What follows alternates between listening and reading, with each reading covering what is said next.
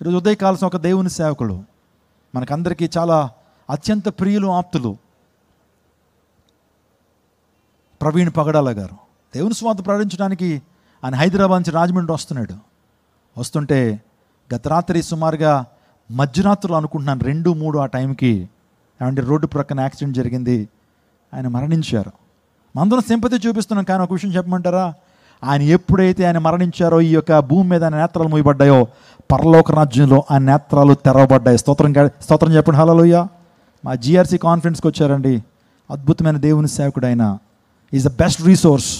దేవుని వాక్యాన్ని వాకింగ్గా చెప్పేటువంటి దైవజనుడు. కలిపి చేరిపడే సువార్తలు, ప్రజలను మభ్యపెట్టే సువార్తలు, మోసపరిచేటువంటి సువార్తలు ఆయనలో లేవు. దేవుని వాక్యాన్ని ఖచ్చితంగా చెప్పేటువంటి బోధకుడు. ఈ యొక్క క్రైస్తవ ప్రపంచం ఆయన్ని పోగొట్టుకోవడం చాలా బాధాకరమే. కానీ నేను చెప్తున్నాను ఏంటి తెలుసా, ఆయన మరణం మనందరికీ పాఠం కావాలి. ఆయన మరణించాడు. అనేక మంది దేవుని సేవకులు, ఒక్క ప్రవీణ్ పగడాల గారు చనిపోతే ఆయన ప్లేస్లో దేవతడు 1000 మంది ప్రవీణ్ పగడాలని దేవుడు లేపుకోబోతున్నాడు. రోషం కలిగిన దేవుని సేవకుల్ని. విషయం విన్నాను 7:30కే దుఃఖం తన్నుకొని వచ్చేసింది. దేవునితో అంటున్నా, అయ్యా లోకంలో చాలా వ్యర్థంగా జీవించే వాళ్ళు ఉన్నారు కదయ్యా. పాపం చేసి అనేక మంది పాప ఊబిలోకి లాగేసేటువంటి చెత్తగాళ్ళు ఉన్నారు. వాళ్ళు ఇంకా బ్రతికింపు చేసి నీ కోసం రోషంతో రగులుతున్నటువంటి దేవుని సేవకుడిని ఎందుకు తీసుకున్నావు అయ్యా? ఎందుకు తీసుకున్నావు?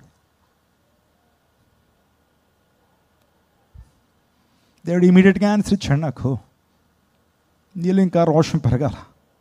ఆ దేవుని సేవకుడు ఇంకెంతకాలం అయితే సేవ చేయగలడో ఆ సేవ నువ్వే చేయాలా. ఇంకా అనేక మందిని సిద్ధపరచు. అనేక మంది రోషంగా దేవుని సేవకుని లేపయ్యా.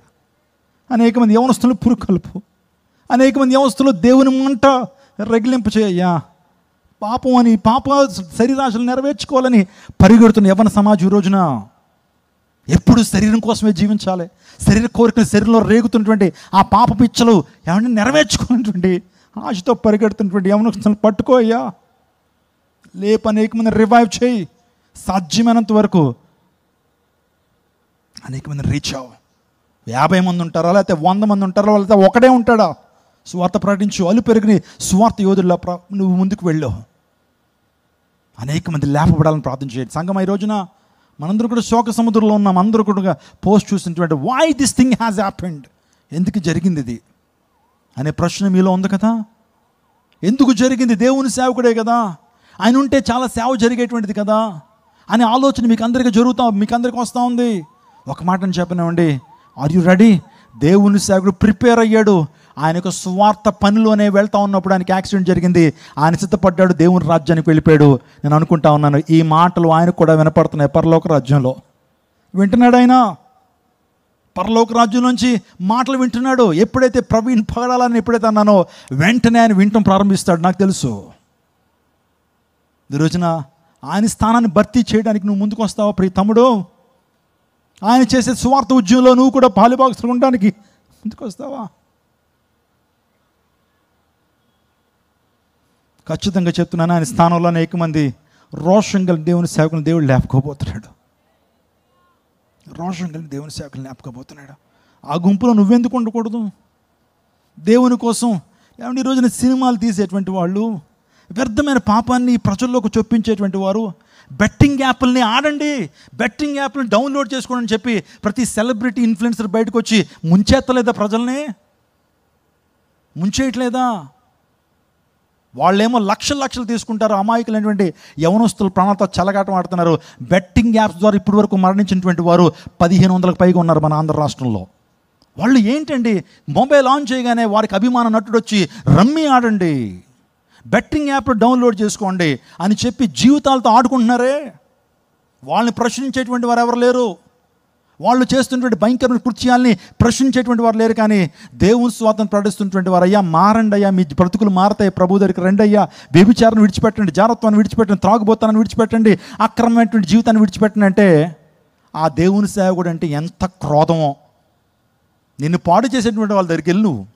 నిన్ను పాడు చేసి నీ జీవితాన్ని పతనం చేసేటువంటి వారి మాటలు విను. మనిషి ఎక్కడికి వెళ్ళిపోతున్నాడు?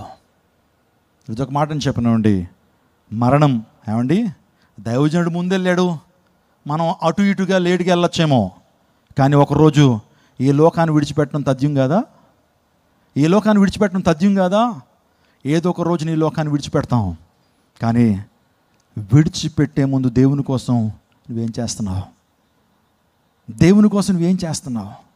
దేవుని కొరకు ఏం చేసావు? నువ్వు రక్షణ పొందావా? నీ ఇంటిని చక్కబెట్టుకున్నావా? మారు మనసుకు తగిన ఫలాలు ఫలిస్తున్నావా? నీతి ఫలం ఫలిస్తున్నావా? వెలుగు ఫలం ఫలిస్తున్నావా? ఆత్మ ఫలం ఫలిస్తున్నావా? జీవార్థకరమైన మారు మనసు నీలో ఉందా? రక్షణార్థకరమైన మారు మనసు నీలో ఉందా? ఇంకో మాట చెప్పనా, మరణానికి సిద్ధపడిన వ్యక్తి అయితే ప్రభు అంటున్నాడు, యెహోవా భక్తుల మరణం నా దృష్టికి విలువైన, దట్ ఈస్ ప్రెషియస్ అని ధైర్యంగా చెప్పగలిగినటువంటి వాడు క్రైస్తవుడు మాత్రమే. మరణం ప్రశస్తమైందా? ఏం మాట్లాడుతున్నావు అయ్యా నువ్వు? మరణం ప్రశస్తమైందంటావా? మరణం మాకందరికీ భయం.